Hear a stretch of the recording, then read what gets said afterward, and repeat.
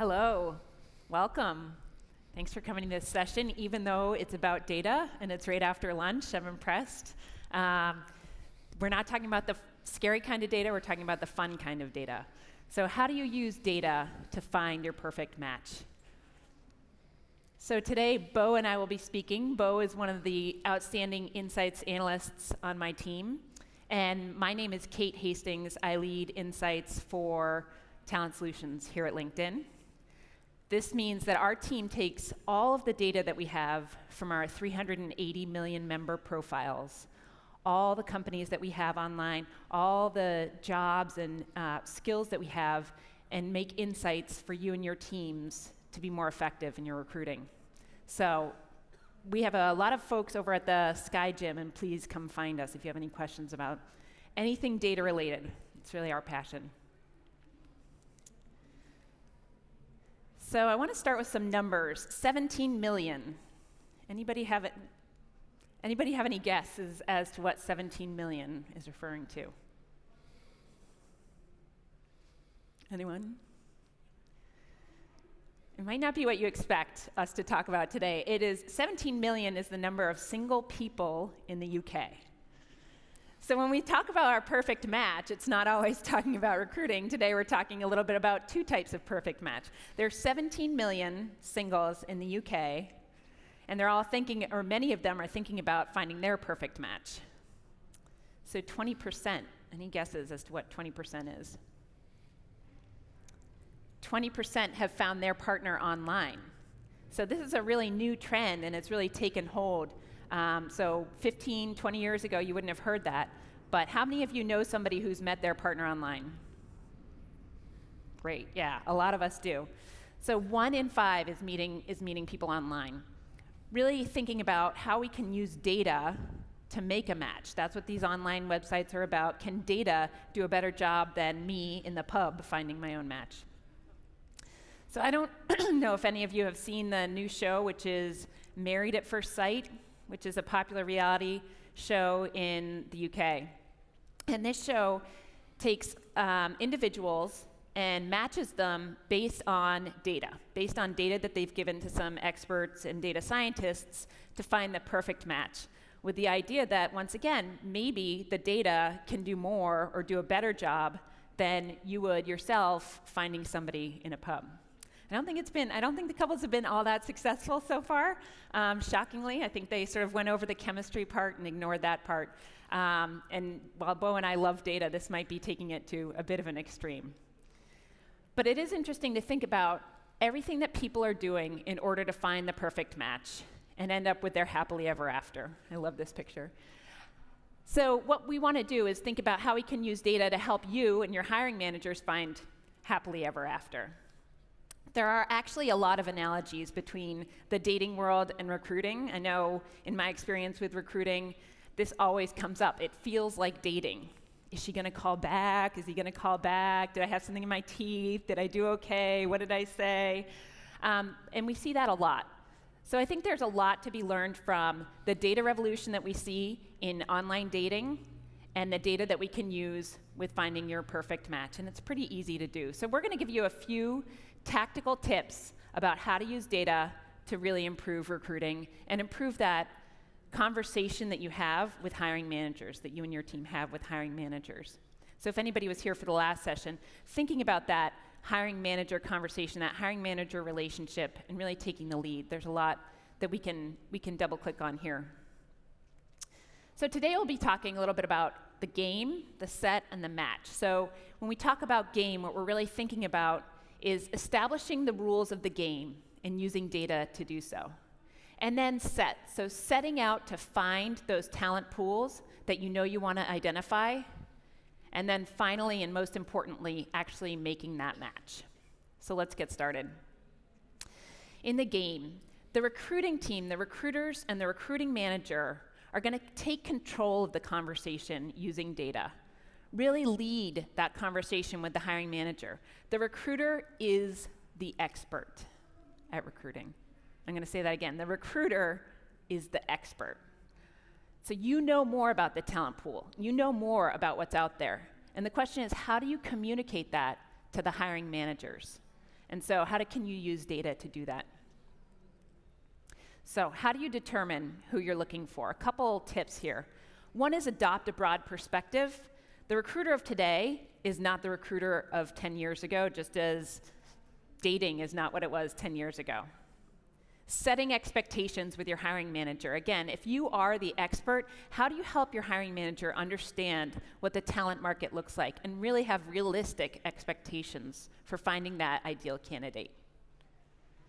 And then finally, ace that kickoff meeting. You've now set yourself as the expert in this conversation as the recruiter. How do you ace the kickoff meeting and really get going, you and your hiring manager, on the same page, in the same direction? So I like to think of the modern recruiter as Rafa up here, playing a lot of different roles all at once. This is not a recruiter in an office with a Rolodex and a telephone just dialing for dollars. This is a very different atmosphere that we're working in today. On the left side, you can sort of see some of the more traditional elements of the role of recruiter. There's this matchmaker element. There's marketing the talent brand of your organization. And then there's the talent advisor piece. What's new and what's changing is the right side of this. So there is a data nerd element. Some of your best recruiters are the ones who are really deep in the data. A researcher, being an expert because you stay current and you stay up to date on what that market looks like. And finally, embracing technology. So let's talk a little bit more about what that looks like. I don't know if any of you have ever been in a situation where a hiring manager has unrealistic expectations for the candidate that they'd like the recruiter to go out and find. We've all been there. Is this your slide, Bo? I think you put this one together. It might be. Yeah. So, starting to think about what is a hiring manager looking for can feel like this conversation. 4 shades of Ryan Gosling. I don't think he's on the market. I don't think he's looking for a job at any of our organizations today, but I could be wrong on that. So thinking about how do we take the hiring manager's expectations and this vision they have of the perfect candidate and starting to think about what's realistic. And so the key to doing that is the discovery process. So starting to ask questions. Just as if you were looking for your own perfect match, you'd be focused on the skills and interests that you want to find, the traits you want to find, the location. Similarly, we do that when we're finding talent in the market. So launch your discovery with the hiring manager. If somebody was looking for their partner, they might start to say, I want somebody ambitious, outdoor, a foodie, located in London. Here's the industry, favorite TV show. It's easy to get very specific very quickly. And similarly, if you're looking for a candidate, you can start with a data analyst and then start to say, here's the location I need, here's the industry, here's the seniority, here's the type of interests, the size of company, and all of a sudden you get very, very, very specific very quickly. Often, hiring expectations become too high. So with all those parameters, you might only have 3 candidates. And by the time you send an in-mail, who's to say that those 3 candidates are going to respond? And suddenly, you don't have a pipeline. So if you relax 1 or 2 of those parameters, you might get to 19 candidates. You might get to 17 if you were to relax 2 or 3 of those parameters. And suddenly, you have a candidate pool that's really worth reaching out to. So all of this data is available just by looking at the LinkedIn profile, by looking at the different parameters. And this is the kind of data that you want to arm yourself with, your teams want to arm themselves with, to go into that kickoff meeting with the hiring manager, to position themselves as the expert in this market. I understand you're looking for a data analyst. Here's some of the parameters you've given me, and here's how I think we can widen the pool to have a very realistic and successful search. So what we might come to is looking for a candidate who is located in the United Kingdom with a certain level of experience, who is a data analyst. Suddenly that feels like a much more realistic search, and we can begin to narrow down the candidate pool to find a realistic number of candidates to reach out to. And see who's going to engage in the company, with your company, and want to join you. So with that, I'm going to hand it off to Bo, who's going to talk to us a little bit more about setting out to find that talent pool and where you can find it. Thanks, Kate. Just for the record, I still think it's perfectly manageable to find Ryan Gosling. Anyway, with this type of information, now that we got the discovery right and we had that conversation with our hiring manager, it's time to set out on a journey and understand our talent pool a little better. Who are these people? What do they care about? So let's do it step by step. How do you set up for success? 4 steps to this. First, determining your talent pool location, not only on a geographical basis, but only looking at where your talent pool is hanging out. And secondly, understanding the environment your audience is operating in. What kind of trends are going on in the industry, for example, where you're looking to hire from? Thirdly, understanding why talent changes jobs in the first place. What motivates them to leave their old company and join another company? And fourth, then targeting your message. Really showing your audience that you understand what they care about and reaching out to them in a targeted way. Before we do that, however, we need to know what the total addressable market is. What's the size of our talent pool? How many people can we reach out to? So Kate just walked us through the discovery process. How can we make that really easy? A lot of you are probably familiar with Recruiter, and as you can see, this is still the old interface. For those of you who were present this morning at the keynotes, there's loads of really exciting things coming up, and I cannot even tell you how excited I am from a data perspective and what we get to work with. But let's work with the old data. So let's try and match the criteria that we just established as closely as we can. So we were looking for a data analyst in the UK with 2 to 5 years experience. Of course, you can go ahead and work with your Boolean search, but there's also a lot of filters available for you that might help you with it. You can filter, for example, by seniority, by company, by job function, by industry. And really, those filters are there to help you in a more easy way to match the essentials that you've just established. To give you a little bit more insight, however, LinkedIn has added some extra insights to Recruiter, where you can see the high-level trends or the high-level criteria that are going on in the specific talent pool that you're looking for. So for example, it will surface the top companies that these people are working for or have been working for in the past, or the top schools that these people attended and the fields of study they did, or the top 5 locations, really to give you a first feeling with what is going on in this talent pool before we dive in. So Recruiter will give you numbers, but let's try to be a bit more creative with the data. How can we visualize it to make it more appealing, both for yourself when you're working at it, but also for your team and your hiring manager, the conversations that you will have later. So when we use the example of location, in LinkedIn we work a lot with the concept of supply and demand. So where in the past, when you're looking to recruit for a role, you would think on a small basis. You would think of looking maybe in the neighborhood or in a neighboring city. Right now, there's a lot of companies that hire on a more global basis, or maybe on a broader scale within the country. So how can we map this out? When we look at, again at the example of a data analyst in the UK with 2 to 5 year experience, we know now how many people are in the UK with these criteria. But maybe there's a lot of people who fulfill these criteria just outside of the UK that might be easily within reach. So when we look at a map that is up on the screen, the size of the talent pool is indicated by the size of the bubble. So the bigger the bubble is, the more candidates there are. So you can see that there is indeed like a sizable talent pool in the UK, but maybe Canada or the US or Australia might be a good place to look at as well. We do understand, however, that it might be more easy to hire from certain places than it might be to hire from others. And that has everything to do with demand. How in demand is this talent pool? How often are they being reached out by recruiters already? They might suffer from recruiter fatigue at this stage. So what you can see in the map is that where the circle is green, the demand is not very high. So it might be okay still to reach out to those people.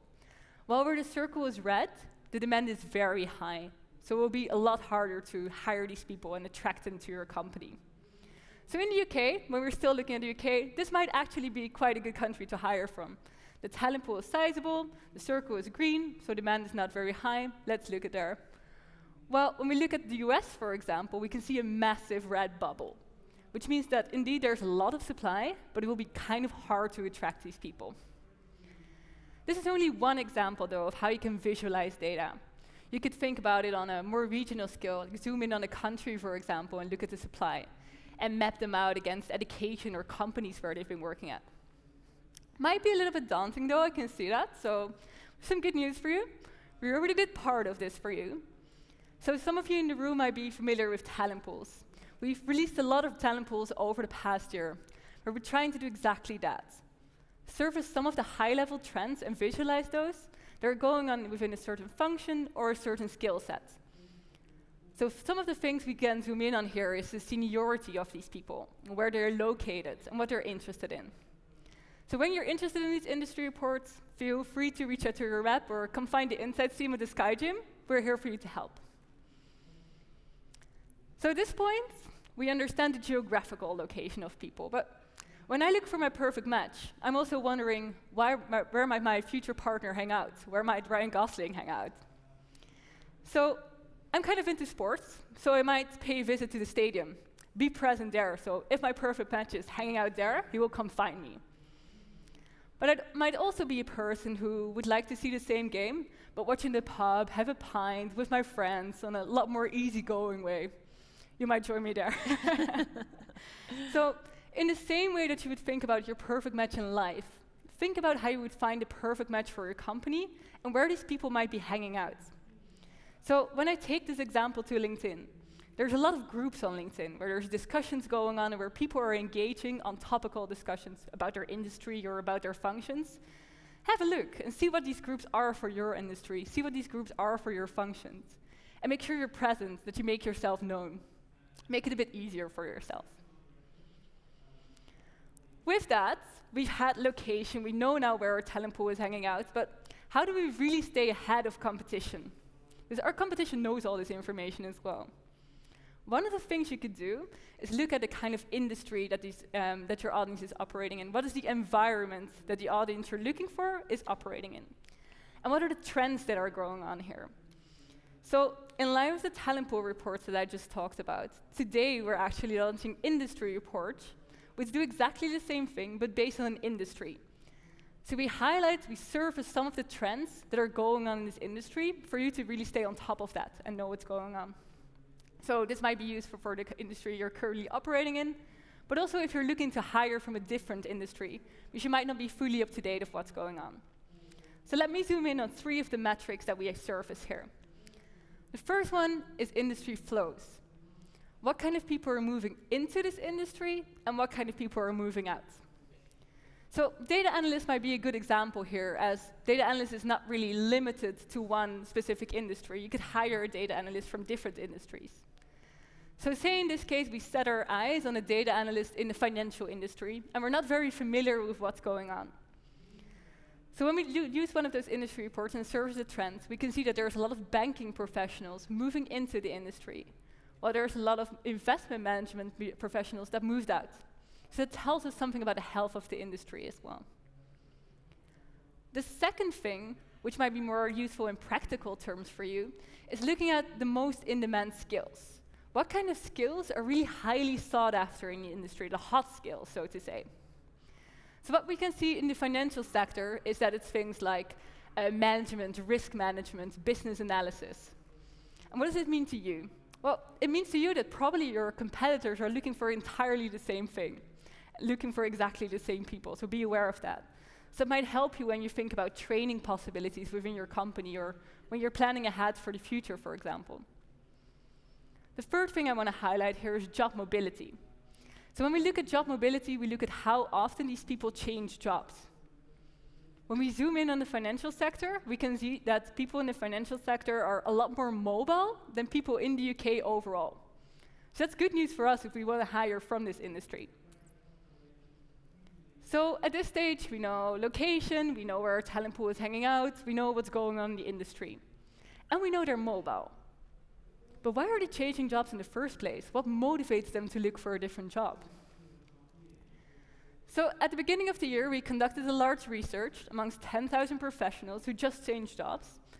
And we're asking them, why did you change jobs? What motivated you to leave your old company and join another company? So we can see that the number one reason for people to change jobs is career opportunity. So it means they found that there wasn't enough career opportunity in their old company, and they were looking for new, more opportunity, more growth in another company. So how you may play into that is make sure that the opportunities are known, both externally to people that you're looking to hire, but also at your current employees.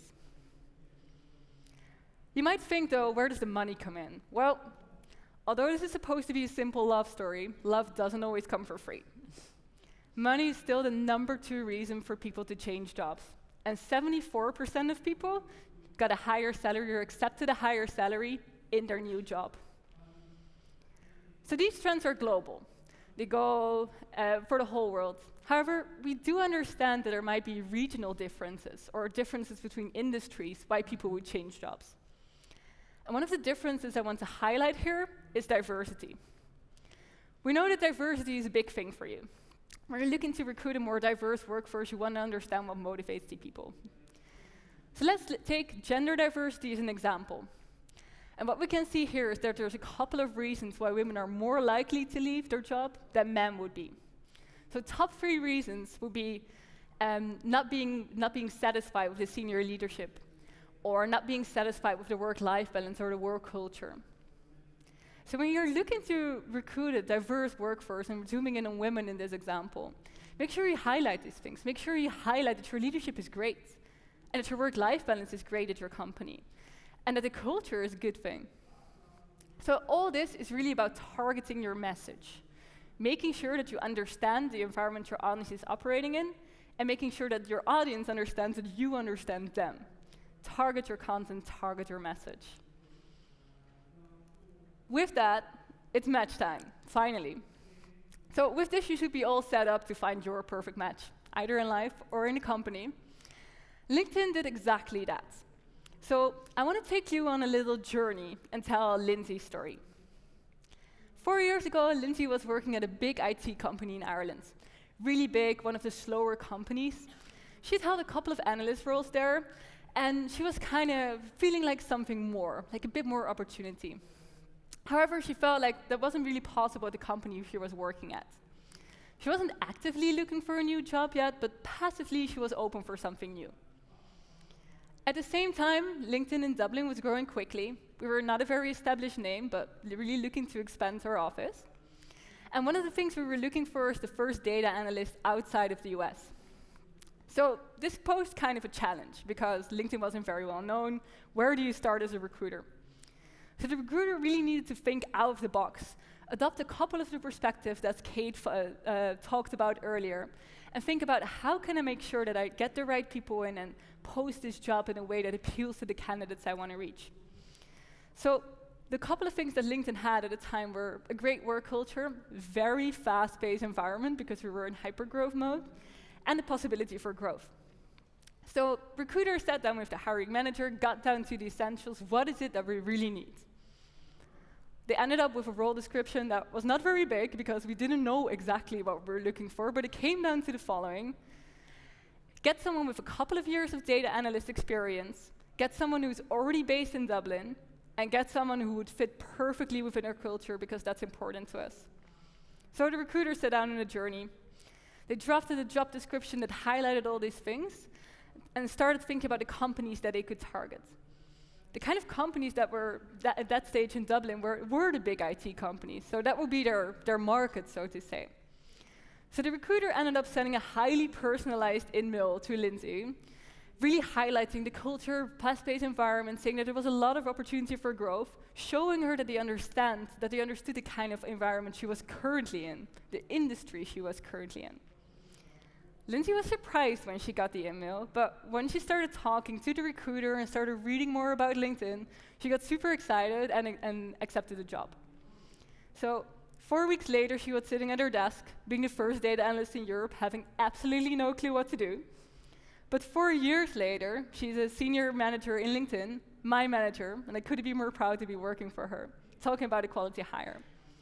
So it's really like a practical example of how data can help you find the perfect match. So let's do a quick recap. First step, adopt a broad, modern recruiter perspective. Really think outside of the box. Think about the different hats that you could put on. Secondly, setting expectations of your hiring manager and acing the kickoff meeting. Making sure that you can deliver on what you promise your hiring manager and that you're the expert. Like Kate mentioned before, the recruiter is the expert here. Fourth, determining your talent pool's location based on the total addressable market. And be creative here, think outside of the box, visualize the data in a way that is appealing to you.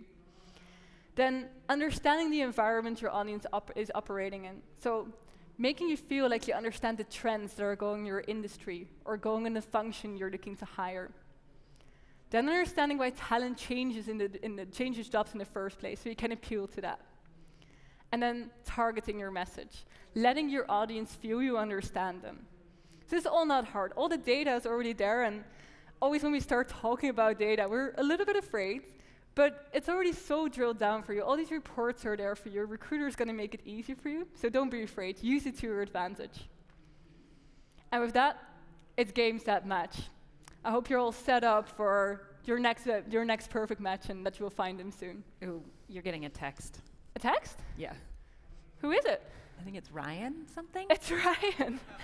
That is great. So thank you for your email. That sounds really interesting. Amazing, this actually works. What do I say?